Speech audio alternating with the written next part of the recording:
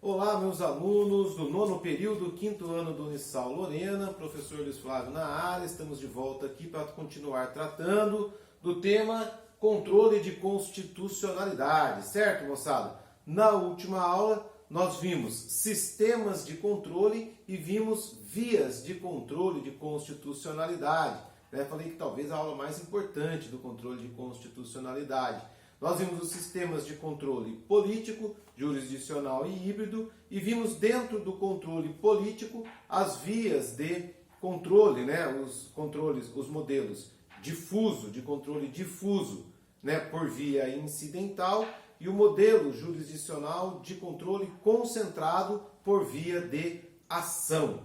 Pois bem, pessoal, feita na aula passada essa classificação geral, dos sistemas, modelos e vias de controle constitucional, a partir de agora a gente aprofunda um pouco mais no controle difuso e no controle concentrado. No controle difuso, que nós já sabemos que se realiza por via incidental, ou por via de exceção, ou por via de defesa, tanto faz, e o controle concentrado, que se viabiliza, que se concretiza por via de ação, por ações específicas. Então vamos começar, pessoal, com o controle difuso. Eu já começo com a origem histórica e algumas noções gerais sobre o controle difuso. Noções gerais que nós vimos na aula passada. O controle difuso é aquele que se desenvolve dentro de um processo, de uma ação qualquer, de qualquer processo, movido por qualquer pessoa e que tem por finalidade, este processo, um bem material específico, um bem da vida.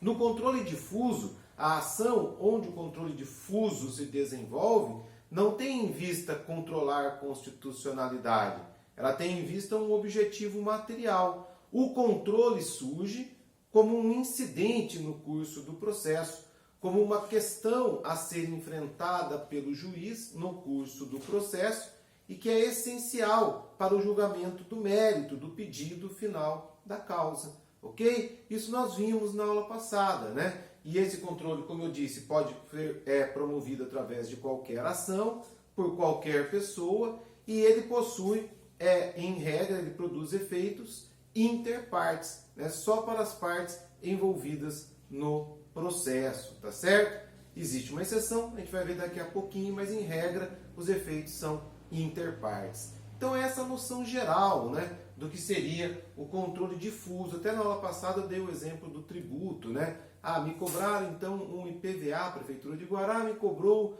um IPVA municipal.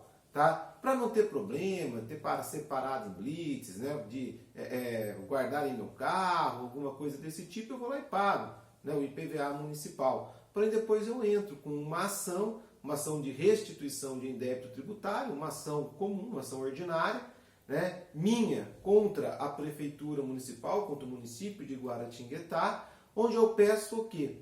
A devolução daquele valor que me foi cobrado a título de IPVA municipal. Este é o meu objetivo, este é o mérito da minha ação. Tá? E alego que essa devolução é devida porque a cobrança foi inconstitucional, tendo em vista que a Constituição diz que a competência para a instituição de imposto sobre veículos automotores é do Estado e não da Prefeitura. Então, o controle de constitucionalidade aparece como um incidente no curso do processo. Ele é uma questão no meio do processo, que o juiz vai ter que analisar para, ao final, decidir o mérito, ou seja, se é ou não devida a devolução pretendida por mim. Isso a gente viu na aula passada, essas noções gerais de controle difuso. Vou falar um pouquinho com vocês também, agora sobre a origem histórica do controle difuso.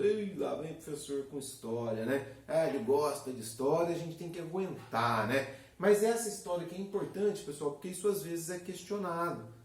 Essa é uma história meio que figurinha carimbada, então isso às vezes é questionado em concurso público, até exame da OAB, então a gente tem que ficar esperto.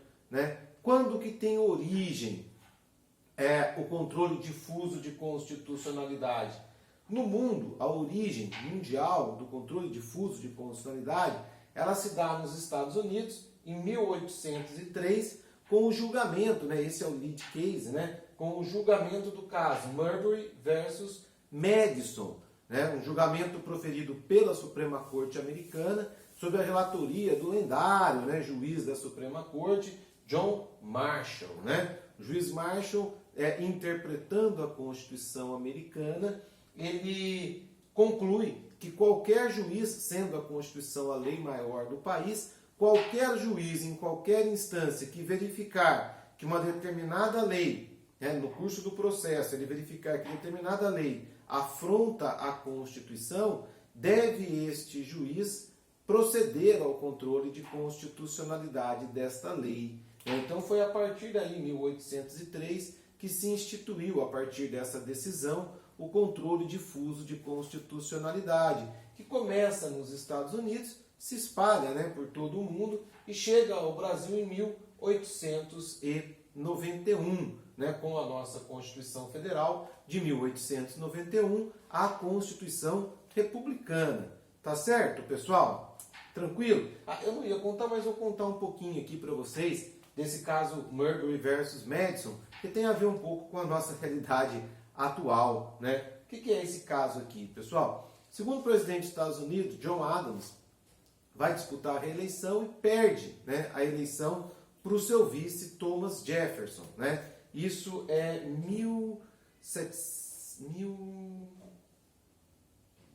1791, se não me falha a memória. Pessoal, me desculpem se eu me equivoquei aqui, né? Ou 1801, tá? Depois vocês verifiquem lá no material, tá? 1801, John Adams perde a eleição para Thomas Jefferson, porém, antes de deixar a presidência da República, o que o Adams faz, né? Ele faz uma coisa que quase não acontece no Brasil. Ele resolve nomear, né, algumas pessoas do seu governo para alguns cargos públicos na estrutura, né, do governo federal americano. Alguns amigos, né? Amigo da família, né? Amigo do filho, ok? Ele resolve fazer uma nomeação ali no final do governo, encaixar alguns amigos seu dentro da estrutura do funcionalismo norte-americano e nomeia, dentre outras pessoas, né, William Marbury como juiz federal. Lá eles chamavam de juiz de paz, um juiz federal, seria o nosso juiz federal aqui,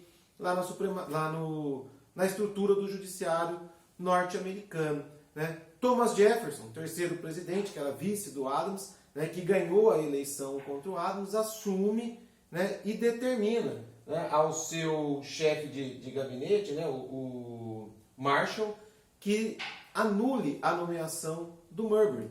Ele fala, olha, embora tenha sido feita a nomeação, ele ainda não tomou posse, ainda não lhe foi entregue a nomeação, ele não está empossado, anula essa nomeação.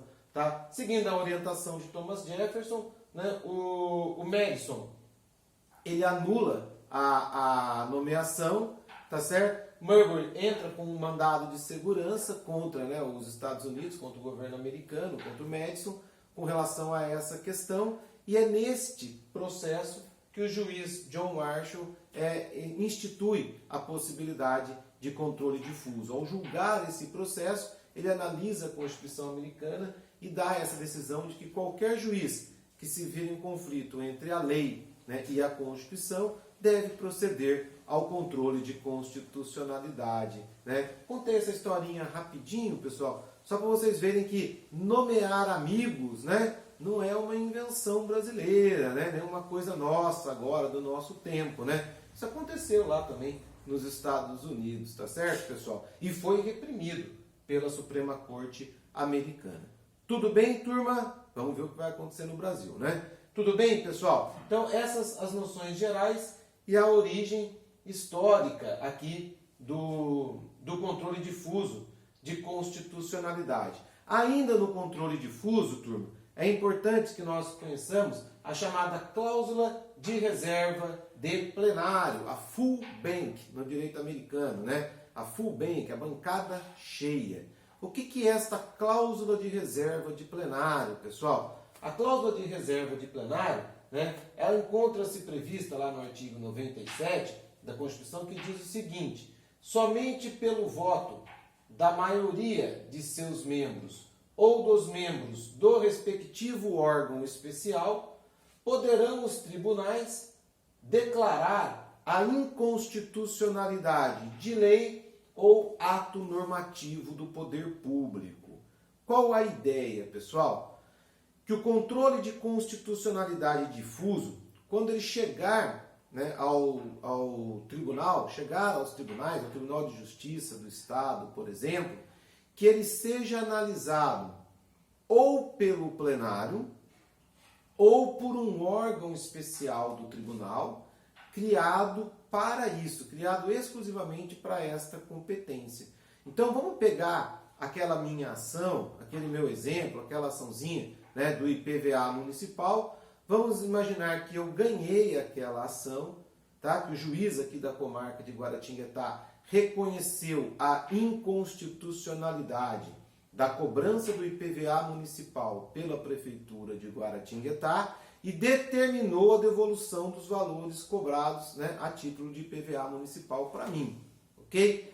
Aí vamos supor que a Prefeitura não se conformou com essa decisão e, através da sua Procuradoria, recorreu, apelou da decisão do juiz de primeiro grau. Tá? Esta apelação, então, vai para onde? Vai para o Tribunal de Justiça de São Paulo. O Tribunal de Justiça, nomeado lá, sorteado o relator do processo, este relator lá no Tribunal de Justiça, ao perceber que se trata de controle difuso de constitucionalidade, ou seja, que aquele processo, onde se encontra a apelação, refere-se a controle difuso de constitucionalidade, o que ele deve fazer? O que ele tem que fazer? Ele tem que designar o julgamento da questão de constitucionalidade, ele tem que encaminhar esse julgamento ou para o plenário ou para um órgão especial do tribunal que tenha sido criado só para analisar questões de controle de constitucionalidade.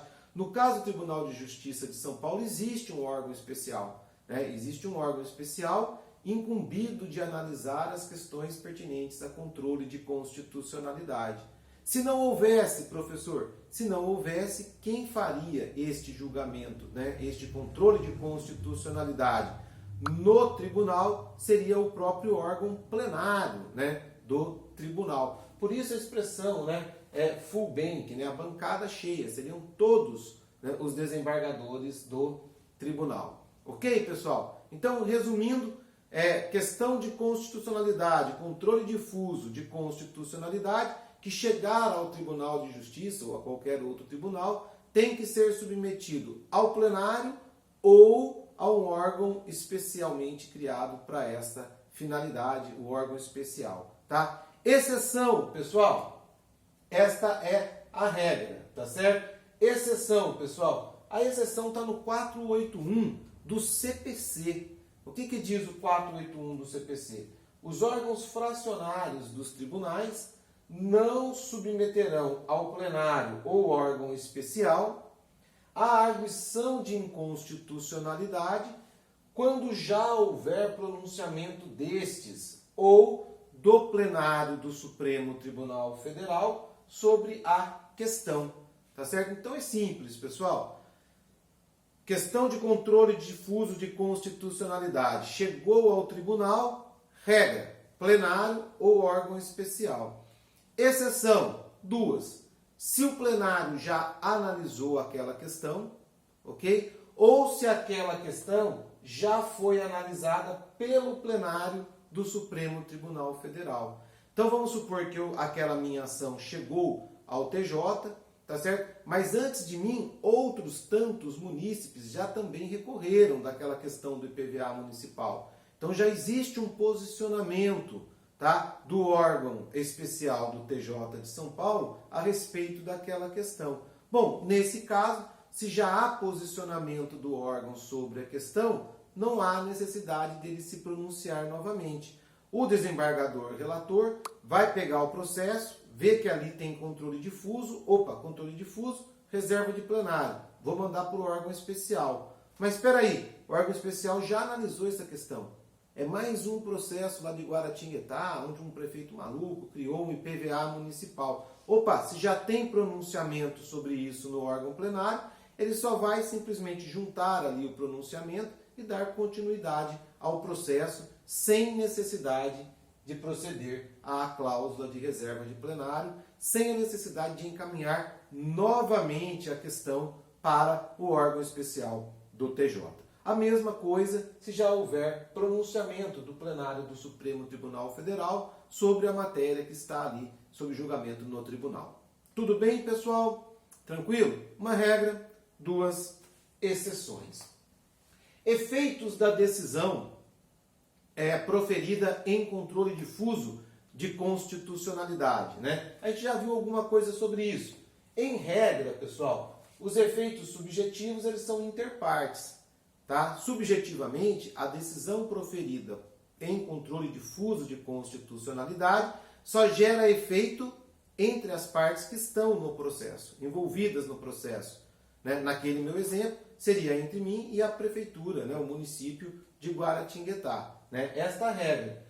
E sobre o aspecto temporal, as decisões proferidas em controle difuso, elas produzem efeito ex-tunc, ou seja, retroativo, tá? Então, naquele caso, na minha ação, eu teria direito à devolução desde a primeira cobrança, né? Suponhamos que já tenha sido cobrado vários IPVAs nesse sentido, eu retroagiria, né, até a primeira cobrança, porque, em regra, a decisão proferida em controle difuso de constitucionalidade, ela retroage para atingir a lei questionada lá na sua origem. Tá bem, pessoal? Então essa é a regra. Porém, ambos os efeitos comportam exceção. Eu vou começar pelo segundo, pelo efeito temporal. Tá? É possível, pessoal, que o tribunal confira excepcionalmente efeito ex nunc às suas decisões em controle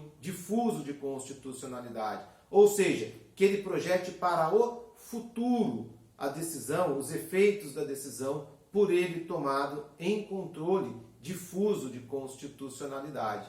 Tá certo, pessoal? Isso será possível por maioria absoluta e sempre que a aplicação retroativa, né, da decisão trouxer consequências indesejadas. Sempre que o tribunal perceber que aplicar retroativamente a sua decisão vai trazer consequências ruins para aquele caso, ele, por maioria absoluta, pode decidir projetar, né, os efeitos para o futuro daquela sua decisão. Ou seja, transformar o efeito ex-tunc em efeito ex nunc da decisão para frente. Ou até projetar para uma data futura essa sua decisão, para que ela produza efeito daqui a 3 meses, né, 90 dias, 60 dias e assim por diante. Tá bem? Então essa nós chamamos de modulação, né, essa modulação dos efeitos, né, temporais da decisão em controle difuso de constitucionalidade,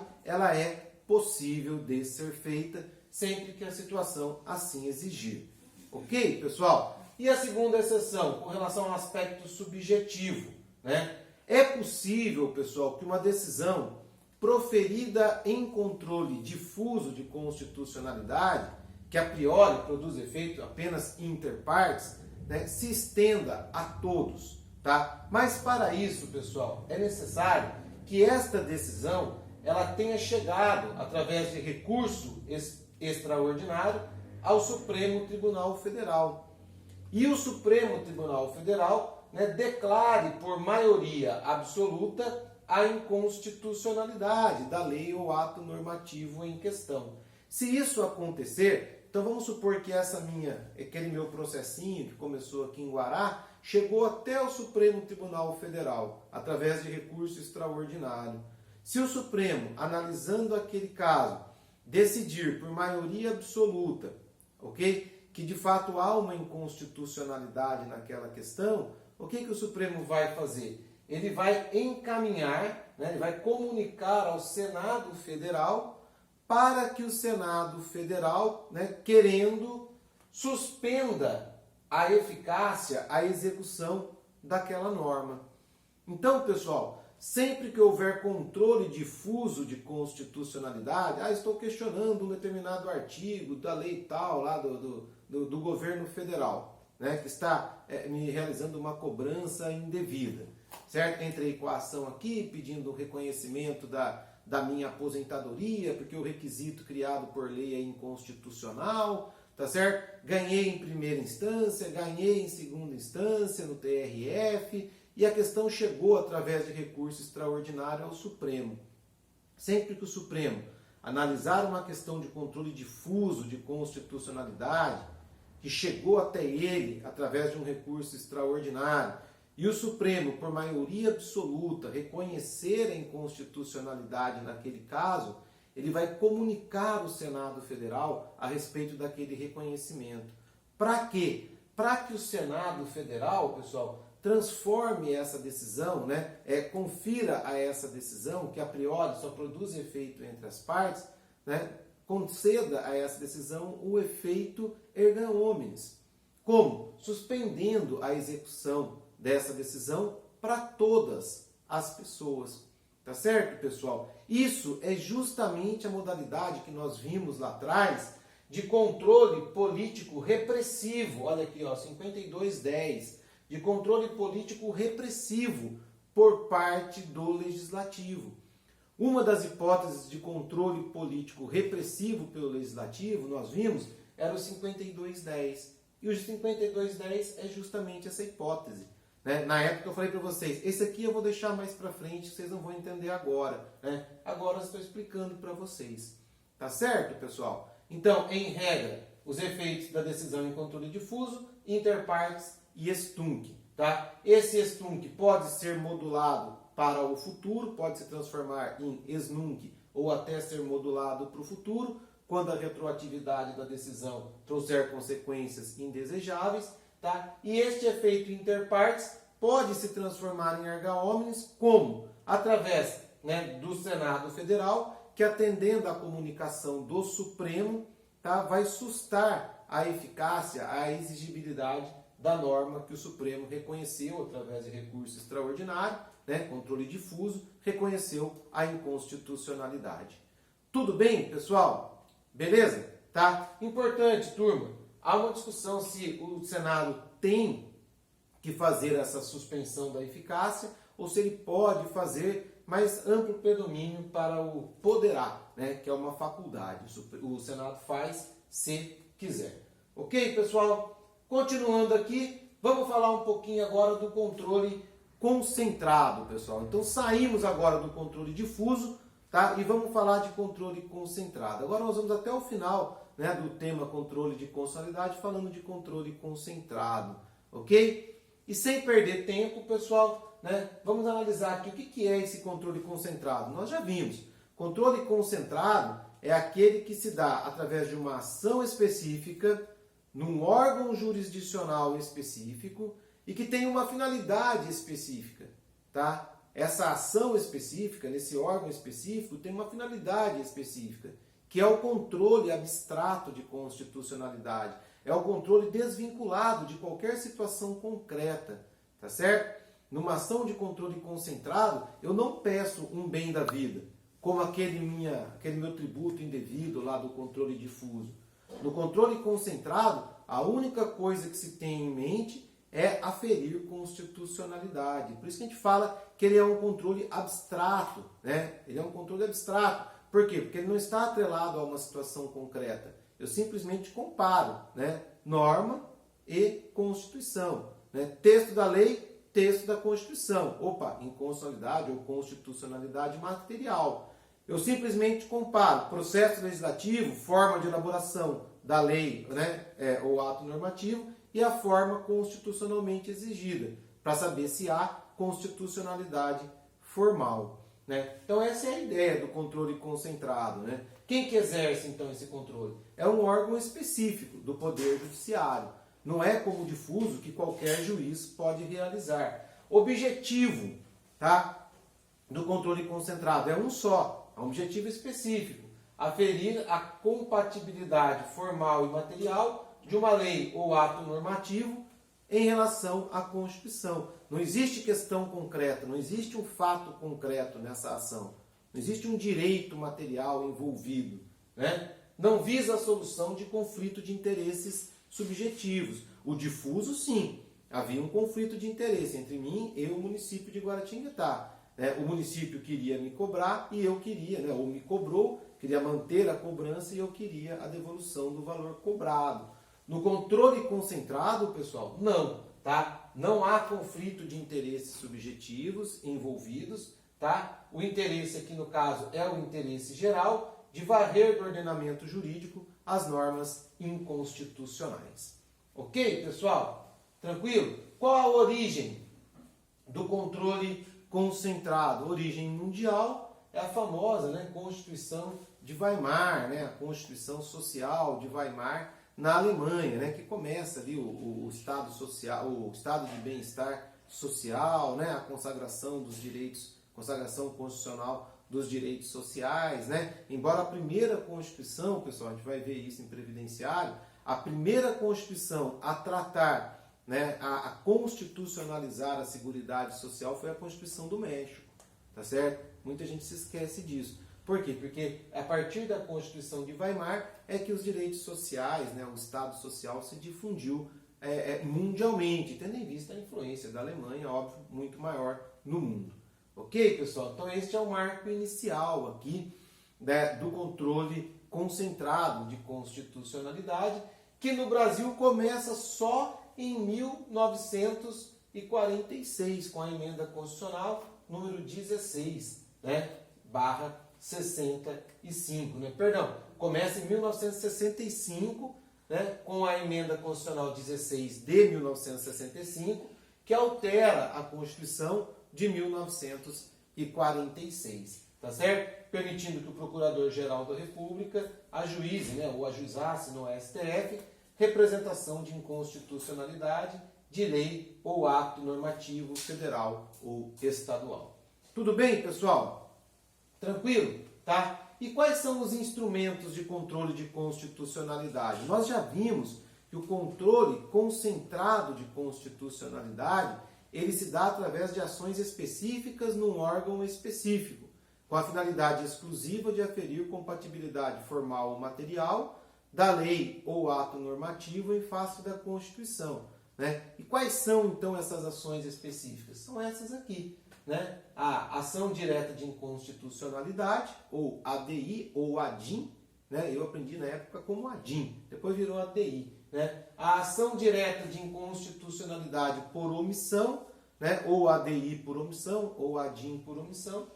A ação declaratória de ação declaratória de constitucionalidade, isso aqui está errado, tá, pessoal? É a ação declaratória de constitucionalidade, que é a ADC, tá? Consertem isso daqui no material, por gentileza. Tá? A arguição de descumprimento de preceito fundamental, a ADPF, e a ação de inconstitucionalidade interventiva, ou ADI interventiva. Então, a partir de agora, pessoal, dentro do controle, nós vamos falar dessas ações específicas de controle de constitucionalidade, começando no próximo vídeo pela mais comum e talvez a mais importante, a ADIM, a ação direta de inconstitucionalidade. Beleza, pessoal? Então eu vou parando por aqui esse vídeo, tá? Volto no vídeo 2, ainda nesta aula, para começar a falar de ADI. Então até daqui a pouco, moçada. Grande abraço.